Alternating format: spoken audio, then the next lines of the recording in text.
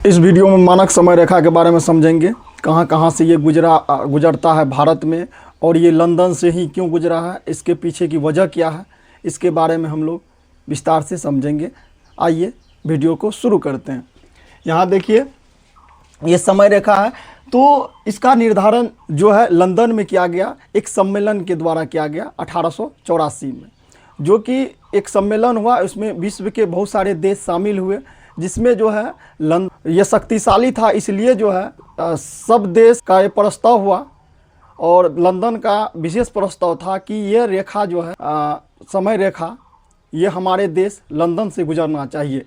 तो ये लंदन में जो है ग्रीनविच नामक स्थान से जो है इनको गुजारा गया। गुजारने के बाद जो है इनका नाम जो है इसका नाम हो गया क्या, ग्रीनविच टाइम लाइन इनका नाम हो गया, और इनको 0 डिग्री देशांतर के नाम से भी जानते हैं हम। तो चलिए इनको और विस्तार से समझते हैं। तो यहाँ देखिए 0 डिग्री देशांतर लंदन में 1884 में क्या हुआ था, एक सम्मेलन के द्वारा जो है इनका निर्धारण किया गया था। इसमें जो है विश्व के बहुत शक्तिशाली देश जितना भी था सब इसमें शामिल हुआ, लेकिन उनमें से सबसे शक्तिशाली कौन था, इंग्लैंड था, जिसके कारण जो है ये रेखा जो है मानक समय रेखा जो है कहाँ से गुजरा, इंग्लैंड से गुजरा।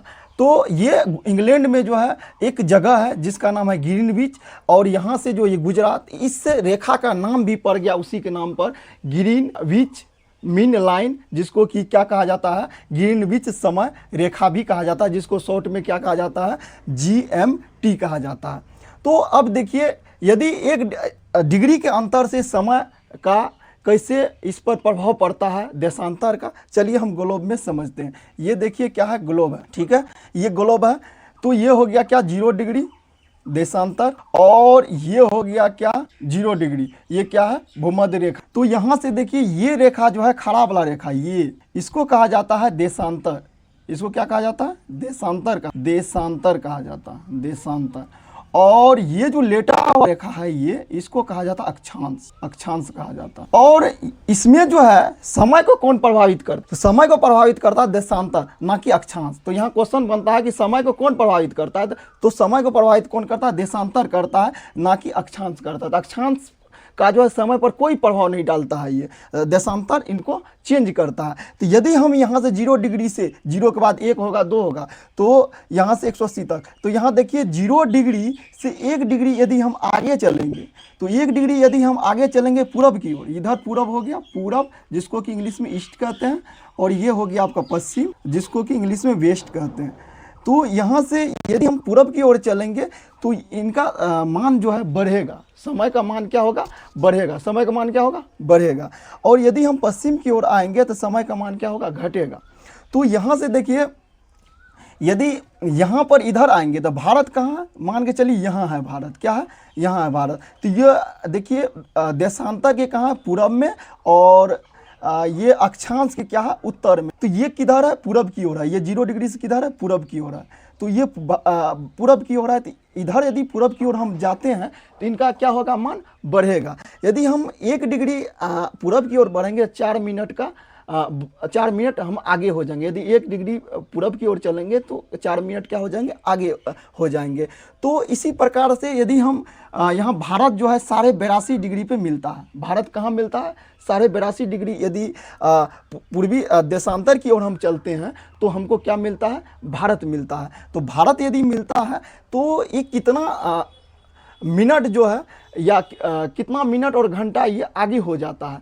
तो इसके लिए निकालने के लिए हम क्या करते हैं, 1 डिग्री 4 मिनट का आगे होता है, 4 मिनट आगे होता है पूरब की ओर, तो 82.5 डिग्री क्या होगा, 82.5 डिग्री।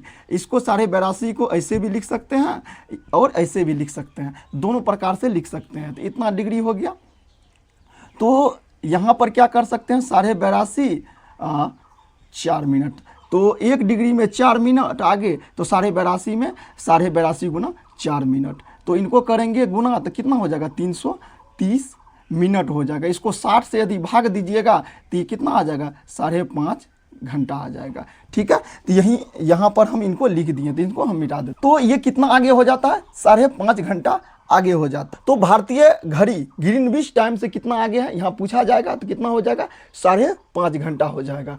ये कहाँ कहाँ से हमारे भारत में गुजरता है, तो ये गुजरता है जैसे उत्तर प्रदेश, मध्य प्रदेश, छत्तीसगढ़, उड़ीसा और आंध्र प्रदेश। ये उत्तर से दक्षिण का क्रम है। यहाँ आप मैप से भी समझ सकते हैं। यहाँ क्या है, उत्तर प्रदेश है, यहाँ क्या है, मध्य प्रदेश है, यहाँ क्या है, छत्तीसगढ़ है, यहाँ क्या है, उड़ीसा है, यहाँ क्या है, आंध्र प्रदेश है, यहाँ क्या है, आंध्र प्रदेश है। तो यहाँ पर यहाँ लिख करके उत्तर से दक्षिण का क्रम यहाँ लिख करके भी दे दिए हैं। और इसके लिए आपको, यदि ये आपको मैप याद नहीं रहता, लेकिन याद होना चाहिए मैप।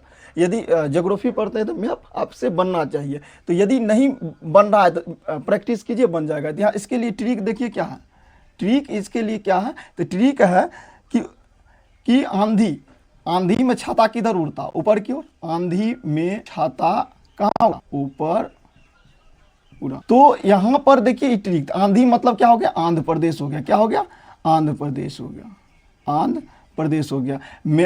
में से मध्य प्रदेश हो गया, छाता से छत्तीसगढ़ हो गया, ऊपर से उत्तर प्रदेश हो गया, उत्तर प्रदेश यूपी हो गया, उड़ा से उड़ीसा हो गया। तो आशा करते हैं कि यह महत्वपूर्ण सीरीज आपको अच्छा लगा होगा। अच्छा लगे तो लाइक सब्सक्राइब जरूर कीजिए। तब तक के लिए जय हिंद, जय भारत।